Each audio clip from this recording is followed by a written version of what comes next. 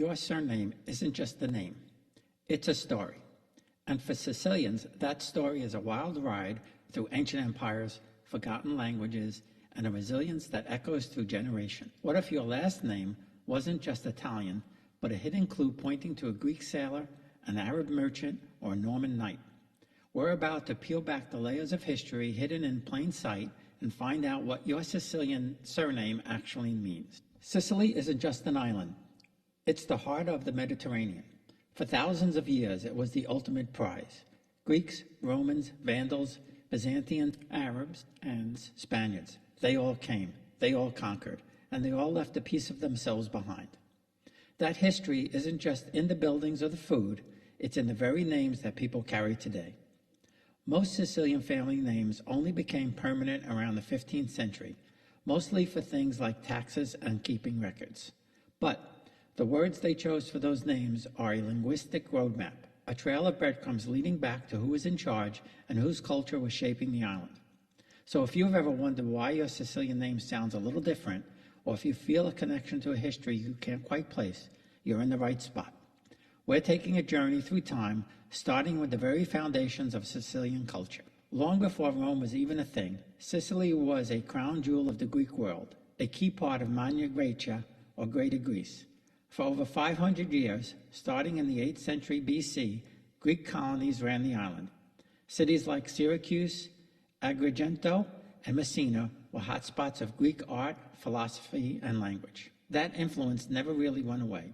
It was absorbed, it evolved, and it pops up in surnames we still see today. Now, here's a key point. Having a name with a Greek root doesn't mean you're a direct descendant of some ancient Athenian. It's more about the deep linguistic impression that stuck around for centuries.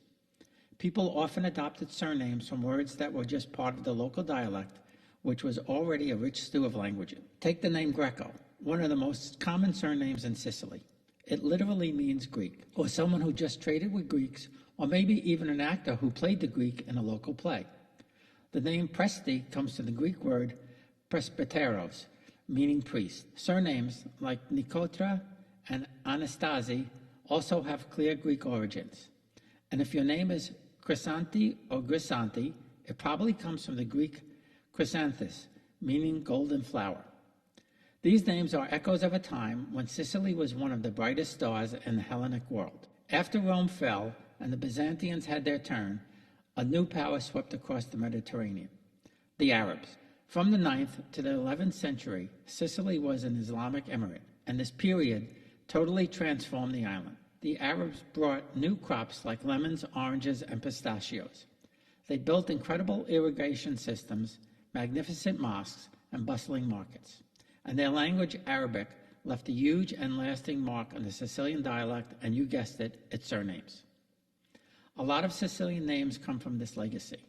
A name like Faraci comes from the Arabic word farag, which means joy or relief. The surname Morabito may come from the Arabic term for hermit or street preacher. And here's a fascinating one, Macaluso. A popular theory suggests it comes from the Arabic malas, meaning freed slave. Even places that became surnames tell this story. The town of Buscemi, which you also see as a surname, comes from the Arabic Kal at Abi Sama, meaning the castle of Abu Sama. A surname like Muley, common in western Sicily, probably comes from the Arabic word Muley, meaning lord or master. And the name Miina, despite its modern notoriety, has a much more complex story. While some connect it to the Sicilian word for queen, many etymologists believe it actually developed as a variation of the popular name Caterina. These names are proof of a time when Palermo was one of the most glorious cities in the world, a jewel of the Islamic Golden Age. The Arab Emirate ended when a new group of ambitious warriors showed up, the Normans. These guys were descendants of the Vikings who had settled in northern France. They came to southern Italy as mercenaries and within a century became kings. The Norman conquest of Sicily, which kicked off in 1061, was led by men like Roger de Hauteville. They were brilliant warriors and administrators who created a kingdom famous for its tolerance and its unique blend of Latin, Greek, and Arab cultures. The Normans brought Norman French names and a feudal system that heavily influenced how surnames were developed. One of the coolest trends was Norman knights taking the name of the land they were given as their new family name. So a knight named Robert, who got the land of Paterno, may suddenly be known as Roberto di Palermo. This is why many noble Sicilian families have names that sound Italian, Greek, or even Arabic.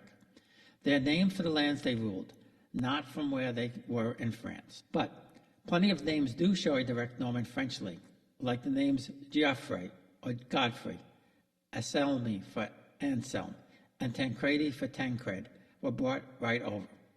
Other examples include Arneo from the French Arnaud and Grimaldi from the Germanic name Grimaud, which the Normans brought with them. You can even find the name Altavilla, the Italian version of Hauteville, the dynasty of Sicilian's first Norman knights. These names are a direct line to the tall, fair-haired knights who made Sicily into a powerful and multicultural kingdom. Okay, we've hit the Greeks, the Arabs, and the Normans, but we are far from done. Is your surname on this list? Do you have an original story for your name? Tell us in the comments. We read every single one, and your name might just make it into a future video. For centuries after the Normans, Sicily was passed around a bunch of foreign kings, most notably from Spain. From the late 13th century all the way to the 18th century, Spanish and Catalan influence was massive.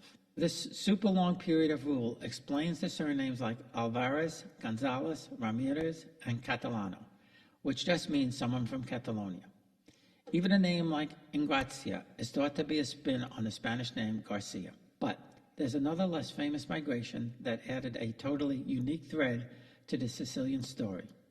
The Arbace. The Arbace are descendants of Albanian refugees who bolted from the Ottoman conquest of the Balkans in the 15th and 16th centuries. They were given land in southern Italy and Sicily, often in return for military service. They started their own communities where they kept their language, culture, and Byzantine Christian faith alive. In Sicily, towns like Piana degli Albanesi are centers of Albace culture.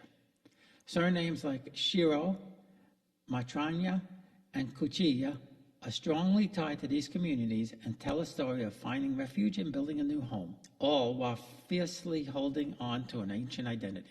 Beyond the big sweeping conquests, a ton of Sicilian surnames tell a much more personal story about what an ancestor's life was like.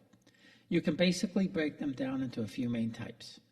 First, job titles. These are everywhere and tell what your ancestor did. If your name is Ferraro, Fabri, or Maniscalco, your ancestor was a blacksmith. Pescatore means fisherman, and Vaccaro means cowherder. Spadaro, or Spataro, was a sword maker, and Papalardo, well, it humorously means lard eater, which was probably a nickname for some greedy person or maybe just a very successful butcher. Second names from places. These are called toponymic names. The obvious ones are Messina, Palermo, and Catania. But here's the fun twist. An ancestor named Messina probably wasn't in Messina when he got that name. He was likely from there, but living somewhere else. It was how they identified the new guy in town. Surnames like Provenzano from Provence, France, and Genovese from Genoa tell a story of moving to or around the island. Finally, you've got names from nicknames. Russo and Rosso, two of the most common surnames, mean red, likely for an ancestor with red hair or ruddy complexion. While that's the main story, some historians argue that it could come from Rus, a term linked to Vikings or Russians who settled in the south. Then you have Grasso for fat, Mancuso for left-handed, and Basso for short, often using Di or De. Di Giovanni means son of John, and Di Moro means son of Moro. These names give us an incredibly personal snapshot of a single person from centuries ago. There's one last group of names, and this one tells a story of hardship and survival. These are the names given to foundlings, orphans, or illegitimate children left to churches or convents. For centuries, these children were given the names that marked them. The name Esposito, meaning exposed, is famously common in Naples, but the practice was widespread. In Sicily and across Italy, you would see names like Trovato, meaning found, or Dignoti, of the unknown. Other names included Di, Dio, Diodato, meaning of God or God-given, a sign that they were now children of the church. This practice was officially ended in 1865. While these names once carried a heavy stigma, today they represent incredible strength. Carrying a name like Esposito or Travato is a powerful reminder of an ancestor who, despite the toughest start imaginable, survived and created a family line that's still here today. From the Greek for golden flower to the Arabic for freed slave, from a Norman knight's brand new estate to the simple fact of having red hair, from a Spanish ruler to an Albanian refugee, the story of Sicily is written in its names. Your surname is more than a label. It's the final word in a sentence that history has been writing for thousands of years. It proves that every invasion, every migration, and every cultural clash did not erase what came before. It just added a new, vibrant layer. So the next time you say your name, remember that you're speaking the language of ancient history. You're carrying the memory of sailors, merchants, knights, and farmers. That's not just heritage. That's a living history woven into your very identity. If you found the story in your name, please subscribe and hit that bell for more journeys into our shared past. We're already planning a part 2 based on the names that you're sharing in the comments. So don't be shy. Thanks for watching.